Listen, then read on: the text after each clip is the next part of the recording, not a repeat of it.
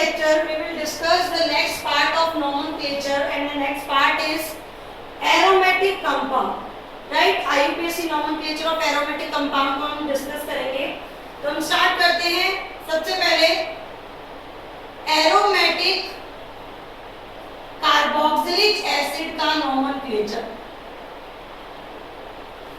Aromatic carboxylic acid क्या होगा? अगर बेंजीन पे हम कौन सा ग्रुप ऐड करें? Carboxylic acid. तो वो जो स्ट्रक्चर बनेगी उसको क्या बोलेंगे हम? Aromatic carboxylic acid. Aromatic compounds के केस में नोमेनक्लेचर में इंपॉर्टेंट पॉइंट क्या है कि आईयूपीएसी ने इनके कॉमन नेम को भी as a IUPAC name accept किया हुआ है, क्योंकि इनके कॉमन नेम जो है वो इतने ज्यादा इंपॉर्टेंट थे कि आईयूपीएसी ने इनको एक्सेप्ट कर लिया कि यही कंपाउंड के क्या रहेंगे? IUPAC name. तो यहीं से शुरुआत करते हैं. इस कंपाउंड को बोला जा सकता है बेंजीन कार्बोक्सिलिक एसिड. ये तो हम बना सकते थे क्योंकि बेंजीन के ऊपर कार्बोक्सिलिक एसिड लगा हुआ है. इस कंपाउंड का कॉमन नेम है बेंजोइक एसिड. और इन दोनों नेमिंग को आप यूज कर सकते हो, दोनों ही वैलिड है for the IUPAC nomenclature. Actual में बेंजोइक एसिड कंपाउंड का कॉमन नेम था, बट आईयूपीएसी ने इसको भी एक्सेप्ट कर लिया as a common as a IUPAC name. तो कहीं पे बेंजोइक एसिड लिखा हुआ हो, इसका मतलब स्ट्रक्चर यही है. राइट? अगर आपको स्ट्रक्चर ऐसे मिल जाए कि बेंजीन ये तो है और उसके साथ एल्डिहाइड ग्रुप भी लगा हुआ है, हो सकता है. अब नेमिंग किसके अकॉर्डिंग होती है? अगर दो फंक्शन ग्रुप आ जाए तो मेन फंक्शन ग्रुप के अकॉर्डिंग नेमिंग होती है. यहाँ पे भी वैसे रूल लगेंगे. अब इस स्ट्रक्चर का नाम तो क्या था? Benzoic acid. इसके सेकंड नंबर पोजीशन पे क्या हमने एल्डिहाइड ग्रुप को यूज कर लिया. अब हमारा एल्डिहाइड ग्रुप क्या सब्स्टिट्यूएंट फंक्शन ग्रुप है? क्या? बिल्कुल है. अगर ये सब्स्टिट्यूएंट फंक्शन ग्रुप है तो इसको फॉर्माइल बोलेंगे. तो ये क्या हो जाएगा बेटा? 2-फॉर्माइल बेंजोइक एसिड. 2-फॉर्माइल बेंजोइक एसिड इसका आईयूपीएसी नेम है. अगर मैंने ऐसा कुछ कर दिया, अब इसको क्या बोलोगे बेटा? क्या हो जाएगा? 2-हाइड्रोक्सी बेंजोइक एसिड. कोई डाउट? अच्छा, इस बार अगर मैंने ईस्टर लगा दिया, अगर मैंने ईस्टर लगा दिया तो ये तो अभी भी मेन फंक्शन ग्रुप होगा. ये होगा सब्स्टिट्यूएंट.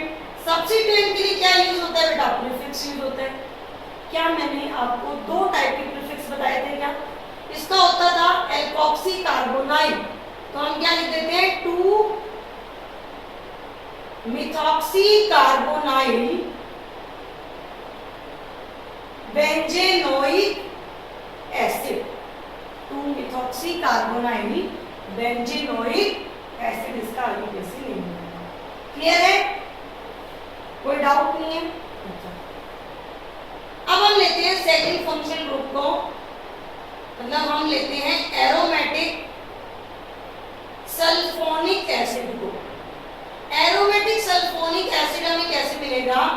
अगर हम बेंजीन रिंग पे डायरेक्टली कौन सा ग्रुप ऐड कर दें? SO3H. तो इसका आईयूपीएसी नेम हो जाएगा बेटा बेंजीन सल्फोनिक एसिड. डायरेक्टली यही नाम होगा इसका, बेंजीन सल्फोनिक एसिड. अच्छा, अगर इस पे कोई डेरिवेटिव बन जाए, मतलब SO3H यहाँ आ जाए, यहाँ पे मैं NH2 लगा दूं, तो 2 नंबर पे NH2 आ गया. बिल्कुल आ गया. क्या बोलोगे? 2-एमिनो बेंजीन सल्फोनिक एसिड. कोई डाउट? क्लियर है? चलो नेक्स्ट पॉइंट पे आते हैं. स्क्रीनशॉट ले लो जल्दी से वीडियो को पॉज करके।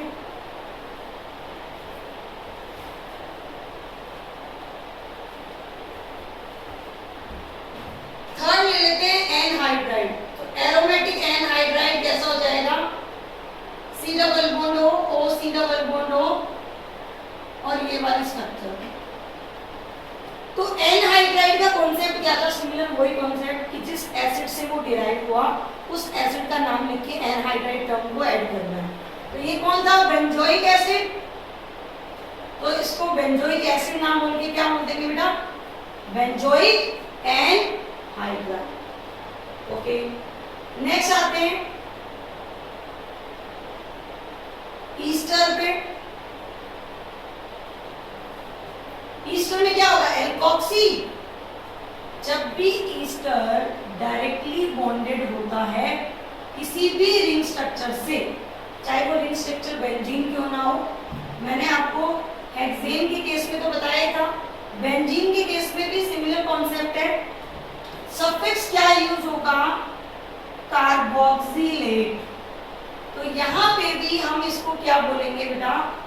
इसका मिथाइल पार्ट सबसे पहले लिखा जाएगा, मिथाइल बेंजीन कार्बोक्सी। बात क्लियर हुई? कोई डाउट नहीं है? चलो, अगर ये आपका ईस्टर ग्रुप इस तरह से, ये जो आपका ईस्टर ग्रुप है और यहाँ पे मैं एल्डिहाइड ग्रुप लगा दूं, अब नेमिंग कैसे होगी? सबसे पहले डिसाइड करना होगा this is the main functional group, this is the substituent functional group. और सब्स्टिट्यूएंट फंक्शनल ग्रुप कौन सी पोजीशन पे आ रहा है? सेकंड नंबर पे। क्या बोलोगे? 2 फॉर्माइल। उससे पहले भी मिथाइल लिखना पड़ेगा क्योंकि ये कॉन्सेप्ट होता है ईस्टर के केस में कि मिथाइल को सबसे पहले लिखो। तो ये क्या हो जाएगा? Methyl 2 formyl benzene carboxylate. कोई डाउट? Very good. नेक्स्ट आते हैं हम एसिड स्ट्रक्चर पे।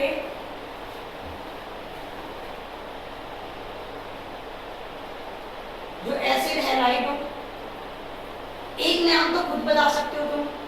क्या सफिक्स यूज करते हैं जब रिंग से डायरेक्टली अटैच होता है? Carbonyl chloride. तो इसको क्या बोलोगे? Benzene carbonyl. इसका एक और नाम है, इसको बेंजोइल क्लोराइड भी बोलते हैं। ये भी वैलिड है और ज्यादातर आपको यही वाली जो नेमिंग है वही मिलेगी। ये भी आईयूपीएसी नेम है और ये भी आईयूपीएसी नेम है। इसको क्या बोलते हैं? Benzoyl chloride. क्लियर? नेक्स्ट है एमाइड। एक तो आप बता सकते हो मुझे, क्या बोलेंगे? बेंजीन कार्बोक्सिलेमाइड। और इसको क्या बोलते हैं?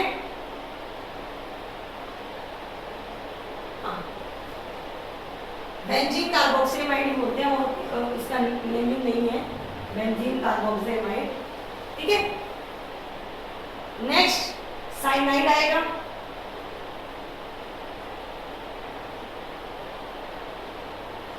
क्या बोलोगे? बेंजीन कार्बोनाइट्राइड। बिल्कुल सही, कार्बोनाइट्राइड टर्म यूज होती है। एक और टर्म है, this is also called as benzonitrile. क्यों बोला जाता है इसको बेंजो नाइट्राइड? क्योंकि ये वाला जो पार्ट होता है ना बेटा, benzene then carbon and 3 valency, इतनी स्ट्रक्चर को बोला जाता है बेंजो। और ये कौन सा फंक्शनल ग्रुप था? नाइट्राइल था, इसलिए इसको क्या बोल दिया? Benzonitrile. तो ये भी आपको टर्म मिल सकती है, कंफ्यूज मत होना।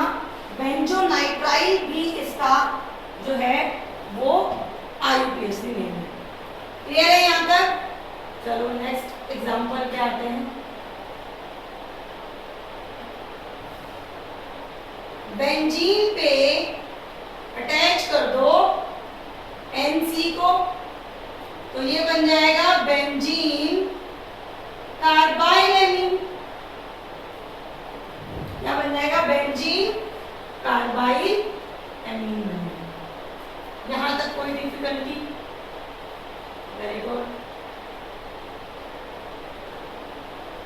नेक्स्ट, बेंजीन पे एल्डिहाइड ग्रुप को ऐड करो। एक बोला जा सकता है इसको बेंजीन कार्बेल्डिहाइड, और एक और टर्म यूज की जाती है बेंजेल्डिहाइड। दोनों करेक्ट है और ज्यादातर आपको यही मिलेगा बेंजेल्डिहाइड। ठीक है, ध्यान रखना, याद करना पड़ेगा आपको, है ना। जैसे जैसे नई टर्म आ रही है तो उसको ध्यान रखना पड़ेगा आपको। एल्डिहाइड के बाद कौन आता है? कीटोन।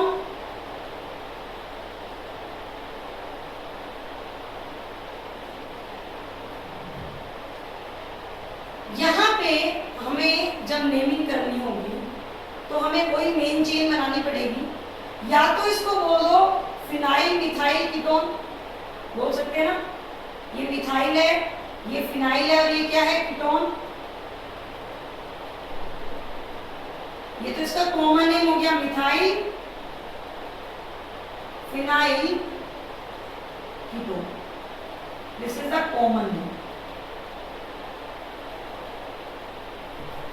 और क्या बोला जा सकता है? फिनाइल इथेनॉल भी बोला जा सकता है। ये अगर मेन चेन है तो ये क्या हो जाएगा? Phenyl ethanol, phenyl ethanol. Next, benzene पे जब डायरेक्टली OH ग्रुप अटैच होता है तो उसको IUPAC ने बोला हुआ है this is the common name of the compound, but IUPAC ने इसको एक्सेप्ट किया हुआ है। तो इस स्ट्रक्चर को क्या बोला जाएगा? Phenol. The phenol is the IUPAC name of the compound. तो जो भी फिनोल के डेरिवेटिव बनेंगे, जैसे ये बन गया। अच्छा, एक टर्म याद आई मुझे, बताते हैं आपको।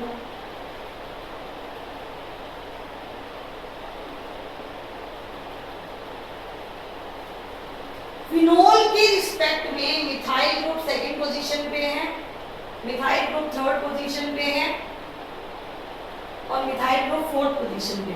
तो क्या बोलोगे इसको? 2-मिथाइल फिनोल। ठीक है बेटा। इसको क्या बोला जाएगा? 3-मिथाइल फिनोल। ये क्या हो जाएगा? 4-मिथाइल फिनोल। एक्चुअल में जो मेन फंक्शन ग्रुप के रिस्पेक्ट में 1-2 पोजीशन जो होती है, अगर 1 पे फंक्शन ग्रुप है और 2 पे मिथाइल है, तो इस पोजीशन को बेटा एक और नाम दिया जाता है, this is called as ortho position. तो इसको बोला जाता है ऑर्थो मिथाइल फिनोल भी बोला जाता है। ध्यान से समझना, अगर फंक्शनल ग्रुप के कार्बन को मैंने 1 इमेजिन कर लिया तो उसके रिस्पेक्ट में जो सेकंड पोजीशन होगी उसको क्या बोला जाता है? ऑर्थो। तो सेकंड पोजीशन को क्या बोला जाता है? ऑर्थो। 1-3 पोजीशन को क्या बोला जाता है? मेटा। उसका नाम क्या हो जाएगा? Meta methyl phenol. Next, 1-4 position को बेटा बोला जाता है पैरा। तो इसका नाम क्या हो जाएगा? Para methyl phenol. Ortho methyl phenol, Meta methyl phenol and para methyl phenol. अब इतना बड़ा नाम नहीं लिखना पड़े इसलिए ओ मिथाइल फिनोल भी बोल सकते हैं। O methyl phenol, N methyl phenol समझ जाएंगे हम, मेटा पोजीशन है, एंड पी फिनाइल मिथाइल। यहां तक बात क्लियर हुई? कोई डिफिकल्टी नहीं है। चलो, अगर ऐसा हो जाए कि इस OH के इस वाली पोजीशन पे NO2 आ जाए तो क्या बोला जाएगा? इसको बोला जाएगा, या तो इसको NO2 यहां बना देती हूं मैं, या तो इसको ऑर्थो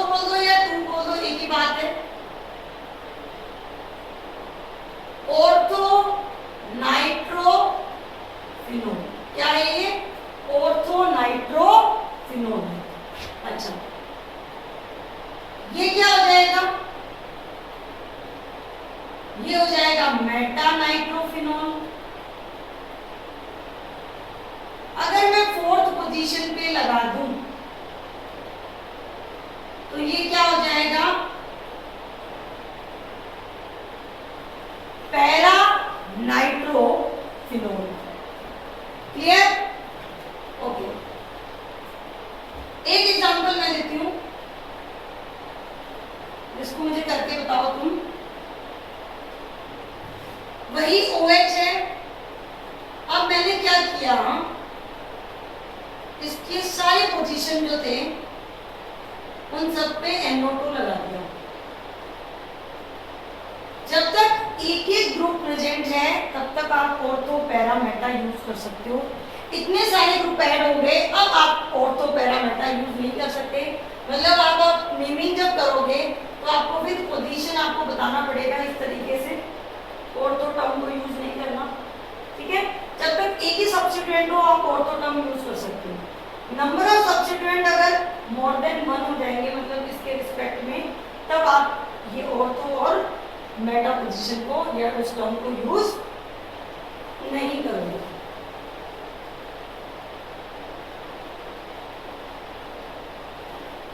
तो इसका नाम क्या हो जाएगा, OH तो की फंक्शनल ग्रुप है, तो नंबरिंग आप किस टाइप से करोगे, 2 4 6 ट्राई नाइट्रोफिनोल, इसका IUPAC नेम है। इस कंपाउंड का कॉमन नेम भी याद रखना है, इसको बोला जाता है बेटा पिक्रिक एसिड। ध्यान रखना, ये कौन सा एसिड होता है, पिक्रिक एसिड होता है। ठीक है, यहां तक कोई डाउट नहीं है।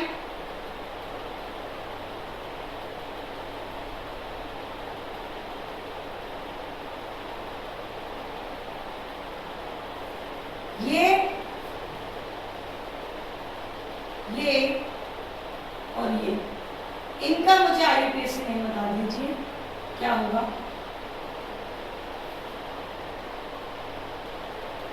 This is orthomethyl-phenol, very good. This is meta-methyl-phenol. This is para-methyl-phenol. अब मैं इनके कॉमन नेम बता रही हूं। कॉमन नेम भी बेटा याद रखते हैं क्योंकि एग्जाम में बहुत बार क्वेश्चन कॉमन नेम से भी आ जाता है, और जो इंपॉर्टेंट है वो नहीं बता रही हूँ आपको, ज्यादा आपको याद नहीं करना।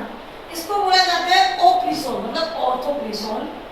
This is metacresol and this is paracresol. Orthocresol, metacresol and paracresol. Okay, याद रखोगे। अच्छा, एक और एग्जांपल याद आया मुझे।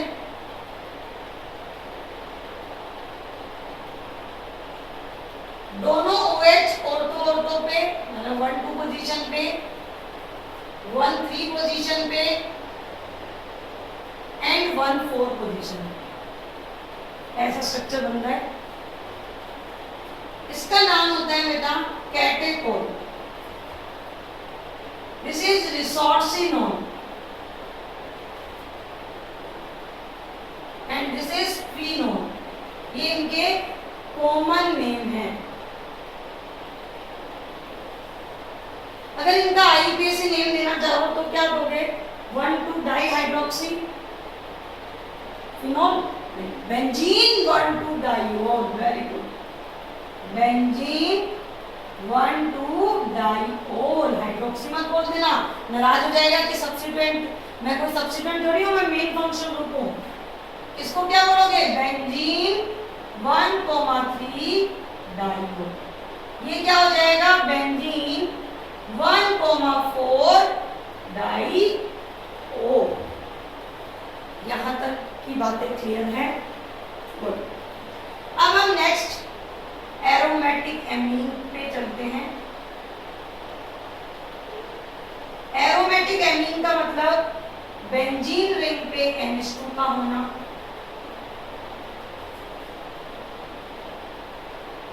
बेंजीन एमीन भी बोल सकते हो, कोई दिक्कत नहीं है। और इसको एनिलीन भी बोला जाता है। बेंजीन एमीन भी और एनिलीन दोनों एक्सेप्टेड है, दोनों इसके आईयूपीएसी नेम है। एनिलीन ज्यादा पॉपुलर है, बेंजीन एमीन भी बोला जाता है। Aniline is the IUPAC name of this compound.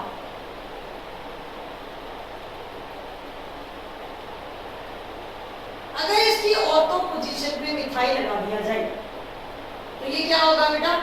Ortho methyl aniline. Simple सी बात है।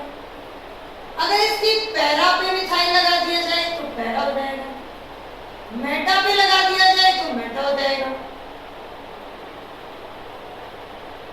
अब तो आसान लग रहा है ये। मैं बस कॉमन नेम ऐड करना चाहूंगी।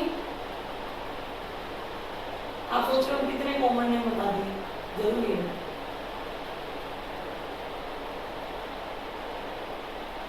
ये होता है ऑर्थोटोलुइडिन और ये होता है मेटाटोलुइडिन। सेम ऐसे ही हो जाएगा पैराटोलुइडिन। क्लियर हुआ? एमीन तक कोई दिक्कत नहीं है। चलो आगे चलते हैं।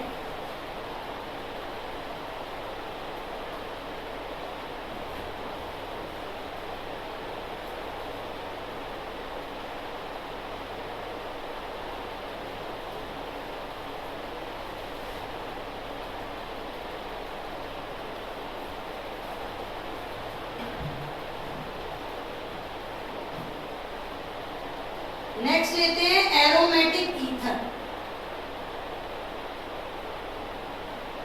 बेंजीन पे मैंने लगा दिया OCH3।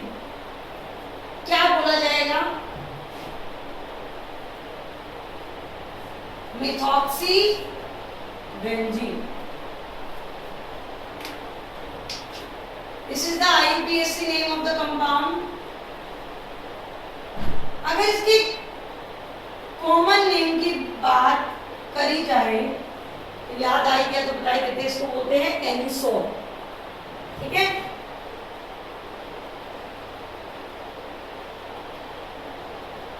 अगर OC2H5 है तो इथॉक्सी बेंजीन।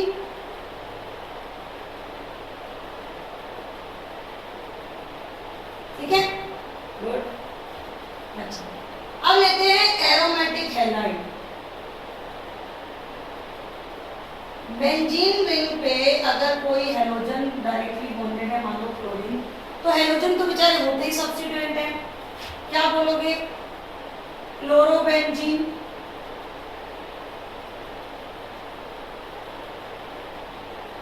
ऐसा कुछ आ जाए 1,2 डाइक्लोरोबेंजीन, या हम ऑर्थो डाइक्लोरोबेंजीन भी बोल सकते हैं, क्योंकि 1,2 पोजीशन को ऑर्थो बोला जा सकता है। ये क्या होगा? 1,3 डाइक्लोरोबेंजीन, या इसको क्या बोला जाएगा? Meta dichlorobenzene.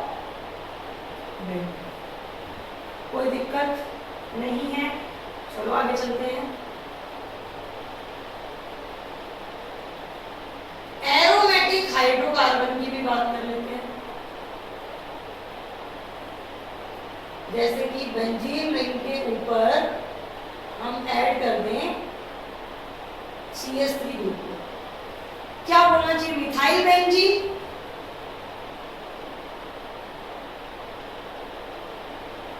IUPAC नेम है ये बेटा, बट इससे भी ज्यादा पॉपुलर जो नेम है इसका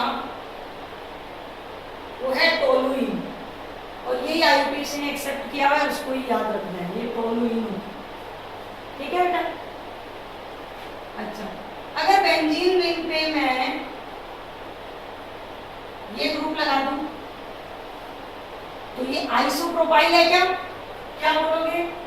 दिस इज आइसोप्रोपाइल बेंजीन।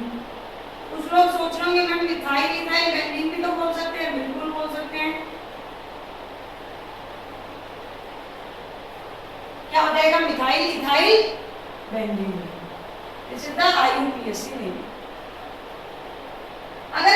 करें इसकी कॉमन नेम की, ये कंपाउंड बहुत इंपॉर्टेंट है और इतना इंपॉर्टेंट है कि इसकी रिएक्शन आईआईटी एडवांस में 2 बार आ चुकी है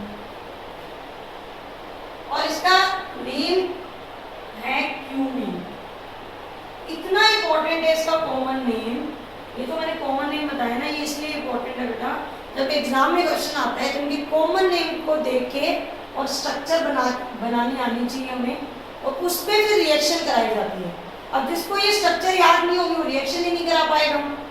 तो क्वेश्चन आता है क्यूमीन को लेके, कोई इसको आइसोप्रोपाइल बेंजीन नहीं बोलता, क्योंकि जैसे कोई आइसोप्रोपाइल बेंजीन बोलेगा तो आप बना ही डालोगे स्ट्रक्चर, फिर तो कुछ नया होगा ही नहीं।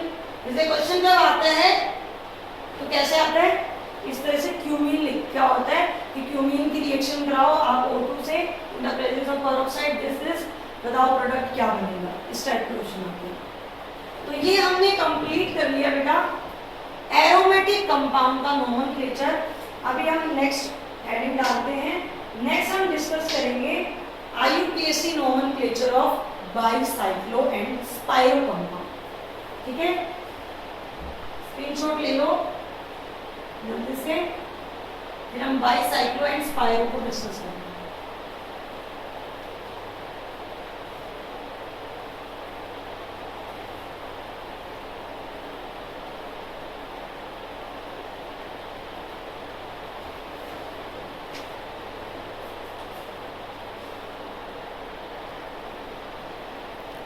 नेक्स्ट टॉपिक हम डिस्कस करते हैं IUPAC nomenclature of bicyclo compound. Right, bicyclo compound क्या होते हैं, हम ऑलरेडी क्लासिफिकेशन में डिस्कस कर चुके हैं।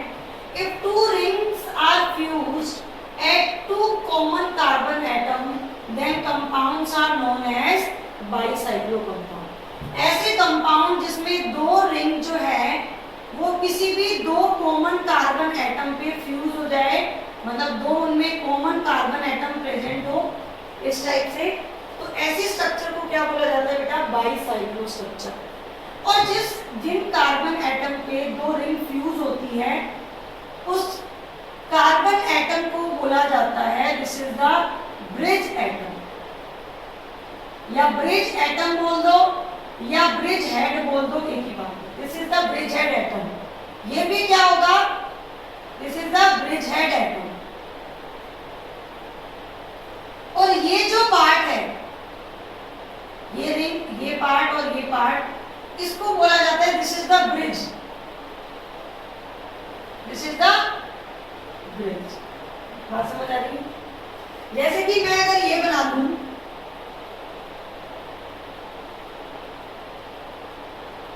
ये मानो स्ट्रक्चर बना दी मैंने, तो ये मेरा क्या है, ब्रिज हेड एटम। ये और ये क्या है, 3 ब्रिज।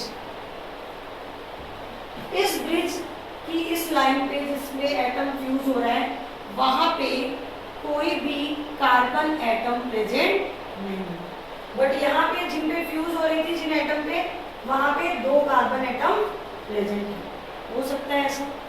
अच्छा, मैं एक स्ट्रक्चर बना रही हूँ, क्या ये भी बाईसाइक्लो है क्या? ये एक रिंग और ये दूसरी रिंग, एक ही कॉमन कार्बन एटम पे फ्यूज हो रही है। ये एक रिंग और ये दूसरी रिंग, इन दोनों एटम पे क्या हो रही है, फ्यूज हो रही है। तो ये वाला पॉइंट ब्रिज हेड, ये और ये क्या है, ब्रिज है। सबसे पहले तो आइडेंटिफाई करना आना चाहिए कि ब्रिज या बाईसाइक्लो कंपाउंड क्या होते हैं और बाईसाइक्लो में ब्रिज कौन सी लाइन होती है और ब्रिज हेड कौन सी लाइन होती है। ठीक है, ये हो गया। अब हमें लिखना है इसका IUPAC नेम। अगर इसका IUPAC नेम लिखा जाएगा तो हम प्रीफिक्स यूज करेंगे बेटा बाईसाइक्लो, और उस बाईसाइक्लो के ब्रैकेट में 3 नंबर लिखे जाएंगे X, Y एंड Z, जो क्या इंडिकेट करेंगे, number of carbon atoms in each bridge in decreasing order. जो ये हमारी ब्रिज है, इनको मैं बता रही थी, उनमें कितने नंबर में कार्बन एटम प्रेजेंट है, उन कार्बन एटम का नंबर हमें डिक्रीजिंग ऑर्डर में लिखना है। कैसे स्टार्ट करते हैं? फॉर एग्जांपल मुझे किसी कंपाउंड का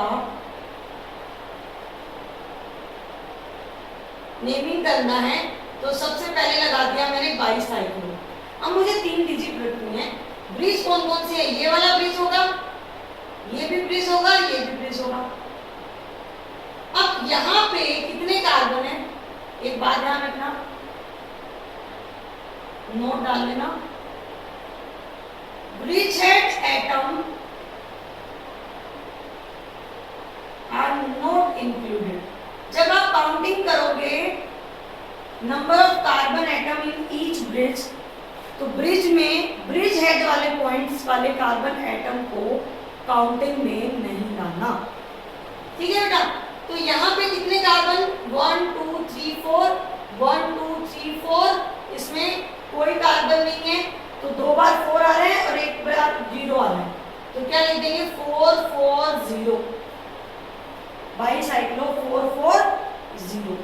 वापिस से समझो क्या करना है। सबसे पहले कंपाउंड को आइडेंटिफाई करो, बाईसाइक्लो लिख दो। 3 नंबर लिखना है एक्स वाई एंड जेड। ठीक है? एक्स वाई जेड क्या होता है? Number of carbon atom in each bridge. ठीक है?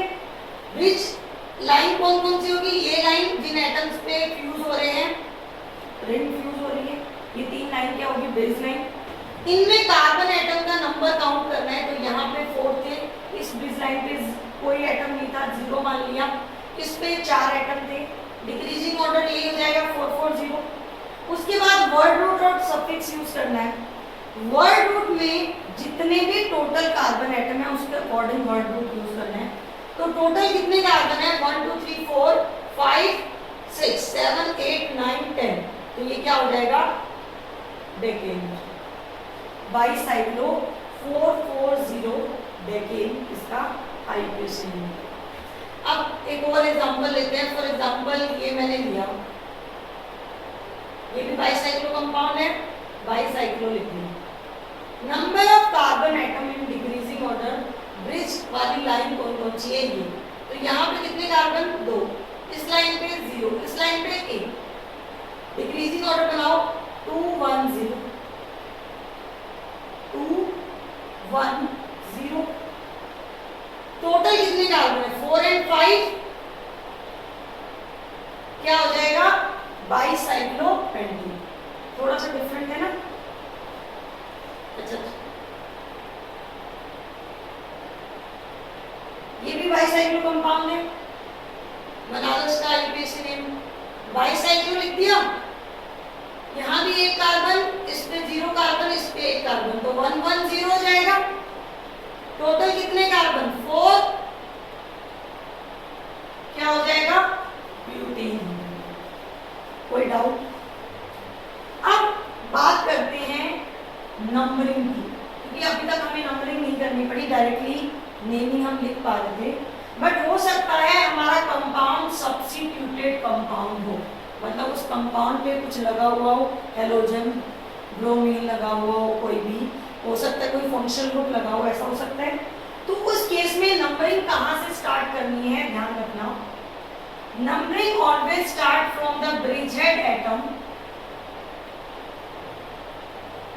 नंबरिंग कहाँ से स्टार्ट होगी? ब्रिज हेड एटम से नंबरिंग स्टार्ट होगी। फिर जाना है आपको लॉन्गेस्ट ब्रिज की तरफ, लॉन्गेस्ट से स्मॉलर की तरफ, और स्मॉलर से स्मॉलेस्ट की तरफ। ये पैटर्न फॉलो करना। सबसे पहले लॉन्गेस्ट ब्रिज की तरफ जाओगे, स्मॉलर की तरफ, फिर स्मॉलेस्ट की तरफ। कैसे?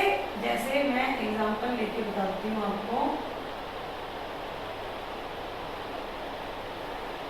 किसी भी ब्रिज हेड से स्टार्ट कर सकते हो, कोई दिक्कत नहीं है। मान लो क्लोरीन यहाँ पे लगा हुआ है, सब्स्टिट्यूटेड हो गया। अब ब्रिज हेड ये है, 1 इसको भी मिल सकता है, 1 इसको भी मिल सकता है। ठीक है? अब हम सोचते हैं कि कैसे करना है, कौन से ब्रिज हेड से 1 स्टार्ट करेंगे, ये भी समझ लेते हैं। अब बड़े ब्रिज की तरफ जाना है। बड़ा ब्रिज कौन सा है? इस वाले ब्रिज में एक ही कार्बन एटम है, यहाँ पे 2, यहाँ पे भी 2।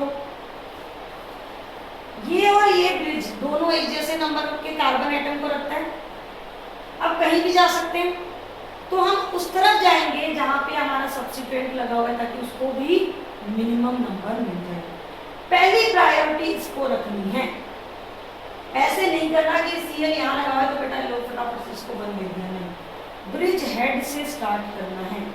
मान लो मैंने क्लोरीन अगर यहाँ भी लगाया होता ना तो ऐसे भाग के उस पर 2 नहीं देना उसको, आराम आराम से 1 किसी भी ब्रिज की तरफ जा सकते हैं क्योंकि दोनों में सेम कार्बन है। 1 2 3 4 5 6। अब यहाँ पे डायरेक्टली इसको अब क्या कौन सा नंबर जाएगा 7। मतलब यहाँ पे ऐसे जंप मारा जा सकता है, वहां पे नहीं करते थे अपन, यहाँ पे जंप मार सकते हैं। 7 सबसे स्मॉलर ब्रिज को दे दिया हमने, दे दिया ना। दोनों एक जैसे ब्रिज थे, कहीं भी जा सकते थे, स्मॉलर को लास्ट में देना था, दे दिया। ठीक है, क्या नाम हो जाएगा 7 chloro bicyclo, 7 chloro bicyclo. XYZ 3 number लिखते हैं 2 2 1 और 7 कार्बन है तो क्या हो जाएगा हेप्टेन। 7 कार्बन तो क्या हो जाएगा हेप्टेन हो जाएगा। क्लियर है? और एग्जांपल लेते हैं, स्क्रीनशॉट लो आप। जितने ज्यादा एग्जांपल लेंगे उतनी ही ज्यादा प्रैक्टिस हो जाएगी आपकी।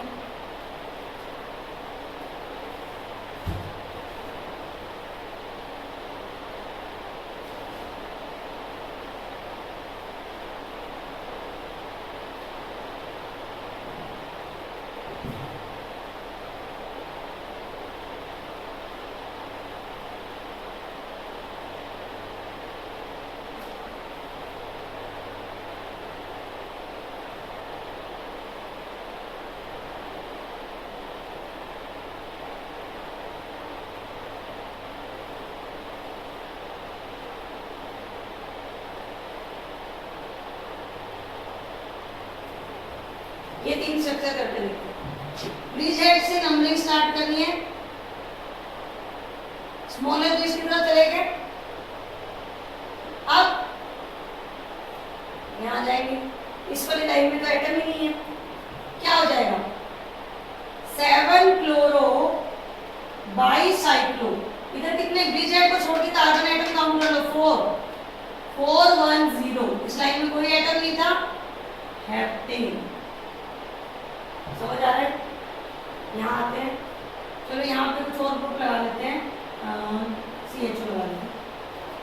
ठीक है, ब्रिज हेड से नंबरिंग स्टार्ट करो। अब क्योंकि दोनों तरफ इक्वल कार्बन है, ऐसे केस में क्योंकि दोनों ब्रिज का साइज सिमिलर है तो आप यहाँ जा सकते हो ताकि आपके फंक्शनल ग्रुप को भी मिनिमम मिल जाए। मतलब यहाँ पे पहली प्रायोरिटी फंक्शनल ग्रुप को नहीं जाती, यहाँ पे जाती है साइज ऑफ ब्रिज को। पहली प्रायोरिटी साइज ऑफ ब्रिज को, उसके बाद देखना है कि फंक्शनल ग्रुप को देना है या नहीं देना। ठीक है, मतलब ऐसे लिख सकते हो साइज ऑफ ब्रिज यहाँ पे प्रायोरिटी पे होता है, then functional group, then double bond या ट्रिपल बॉन्ड और उसके बाद सब्सिट्यूट। इस तरह से होगा। तो इसको क्या बोलोगे बेटा बाईसाइक्लो। ठीक है, 1 2 3 1 2 3 और 0 3 3 0 कितने carbon octane carbon divide. Ring से जब डायरेक्टली अटैच होता है तो उसको क्या बोलते हैं कार्बन एल्डिहाइड। यहाँ आते हैं, कोई भी ब्रिज हेड से स्टार्ट कर दो क्योंकि ये तो कार्बोक्सिलिक तो स्मॉलर ब्रिज पे जा रहा है। ये दोनों ब्रिज एक जैसे थे, 7 पे आ गए। ये क्या बोले इसको बाईसाइक्लो 2 2 1। 2 यहाँ कार्बन, 2 यहाँ कार्बन, 1 यहाँ कार्बन, 2 2 1 हेप्टेन कार्बोक्सिलिक एसिड। क्योंकि रिंग से जब डायरेक्टली अटैच होता है फंक्शनल ग्रुप तो उसको क्या बोला जाता है कार्बोक्सिलिक एसिड बोला जाता है। कोई डाउट? क्लियर हो गया?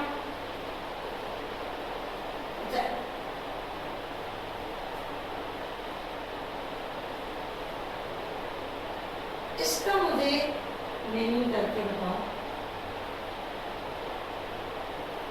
जल्दी से। नंबरिंग स्टार्ट तो ब्रिज हेड से होगी। सारे ब्रिज हेड साइज में सिमिलर हैं? बिल्कुल है। अगर साइज में सिमिलर है तो फंक्शनल ग्रुप को भी प्रायोरिटी दे दो। तो इस वाले ब्रिज की तरफ जाओगे क्या? 5 6 डायरेक्टली आ सकते हो, 7 8, इसको भी 7 दे सकते हो, इसको भी 8 दे सकते हो, डायरेक्टली जंप कर सकते हो तीसरे ब्रिज लाइन पे आने के लिए। ठीक है, तो ये क्या हो जाएगा? 8 हो गए ना। बाई साइक्लो, दोनों सब तरफ दो दो carbon, 2 2 2, octane, carboxylic acid. Clear हुआ? अब हम देखते हैं नेक्स्ट पार्ट, स्पाइरो कंपाउंड का नोमेनक्लेचर। तो अब हम डिस्कस करते हैं नेमिंग ऑफ स्पाइरो कंपाउंड। सबसे पहले ये डिस्कस कर लेते हैं what is the spiro compound. When two cyclic rings are fused at one carbon atom, दो साइक्लिक रिंग अगर एक ही पॉइंट पे फ्यूज हो रही है तो ऐसे स्ट्रक्चर्स को क्या बोला जाता है बेटा? Spiro compound. और ये जो एटम है जिसपे ये सारी स्ट्रक्चर फ्यूज हो रही है उसको ब्रिज भी बोला जा सकता है, स्पाइरो एटम भी बोला जा सकता है। स्पाइरो एटम बोलना सही है। ये और ये क्या होता है? ब्रिज। ये भी ब्रिज है और ये भी ब्रिज।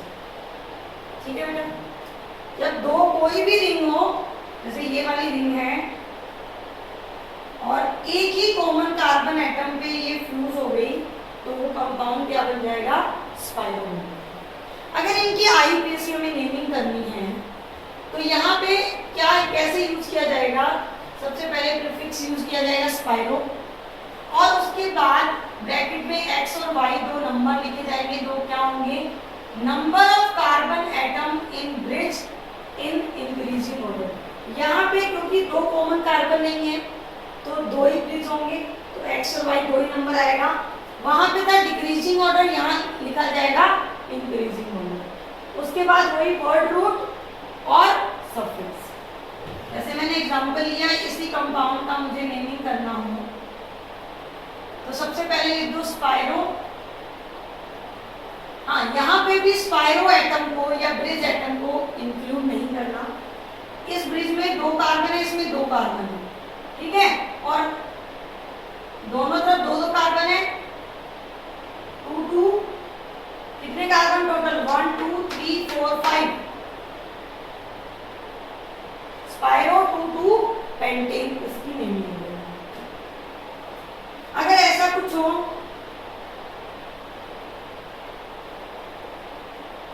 ये भी स्पाइरो कंपाउंड है, कैसे करोगे? स्पाइरो, इधर दो कार्बन इधर 4 कार्बन, इंक्रीजिंग एडर 2 4, टोटल कितने कार्बन? 1 2 3 4 5 6 7, क्या हो जाएगा? हेप्टेन। टोटल जितने भी कार्बन है उसके अकॉर्डिंग एल्केन एल्कीन एल्काइन लिखते हो उसको। ठीक है, बहुत सिंपल है। अब आते हैं इसकी नंबरिंग पे। जब तक कोई भी ग्रुप नहीं लगा हुआ तब तक कोई दिक्कत नहीं है। जैसे ही कोई सब्सिक्वेंट या फंक्शन ग्रुप ऐड होगा तो हमें नंबरिंग करनी पड़ेगी। और नंबरिंग का रूल यहाँ पे वैसा नहीं है, थोड़ा ध्यान से समझना। यहाँ पे नंबरिंग स्टार्ट होती है from the carbon atom of the smaller ring which is next to the spiro atom. Numbering start होगी स्पाइरो एटम के नेक्स्ट कार्बन से। अब स्पाइरो एटम के नेक्स्ट कार्बन ये भी हो सकता है, ये भी हो सकता है, ये भी हो सकता है, ये भी हो सकता है। उस ब्रिज लाइन की तरफ मूव करना है जो क्या होगी बेटा? स्मॉलर होगी। ठीक है, उसके बाद नंबरिंग उस स्मॉलर के सारे एटम्स को नंबर देना है। फिर उसके बाद मूव करना है लार्जर रिंग की तरफ। Why the spiro atom? Example लेके समझते हैं। जैसे कि ये स्ट्रक्चर, ठीक है, नंबरिंग स्टार्ट होगी next to the spiro atom. अब next to the spiro atom, ये भी नेक्स्ट, ये भी next, but next to the spiro atom में कौन सी रिंग की तरफ मूव करना है? स्मॉलर की तरफ। तो स्मॉलर वाले ये दोनों हो गए। मानो ये मैंने क्लोरीन लगा दिया, तो अब तुम नंबरिंग कहाँ से स्टार्ट करोगे? यहाँ से। तो 1 इसको दिया, फिर इसके दूसरे एटम को दिया। वाई द स्पाइरो एटम आपको नेक्स्ट रिंग की तरफ मूव करना है। Why the spiro atom. ऐसे भी घूम सकते थे, ऐसे भी जा सकते थे, कोई इशू नहीं है। अगर कोई ग्रुप लगा होता तो यहाँ चले जाते, नहीं लगा होता तो ऐसे घूम लिया हम आराम से। जैसे कि क्या कहना चाहती हूँ मैं, मान लो यहाँ पे ब्रोमीन लगा होता तो नेक्स्ट टू द स्पाइरोएटम तो स्मॉलर रिंग का यही होता, 1 2 3 स्पाइरोएटम को मिला। अब 4 इसको ना देके हम किसको दे देते, ब्रोमीन को दे देते, इतना तो हम समझ पाएंगे, समझ गए। अब क्या हो जाएगा नेमिंग, 1 क्लोरो स्पाइरो, कौन से ऑर्डर में, इंक्रीजिंग ऑर्डर में, 2 5 ऑक्टेन। क्लियर, इसको क्या लिखेंगे, 4 ब्रोमो 1 क्लोरो स्पाइरो, क्लियर, 2,5 ये भी क्या हो जाएगा, ऑक्टेन। क्लियर है। एक तो एग्जांपल और ले लेते हैं। मान लो ऐसा आ जाए, ये है ऐसा कुछ,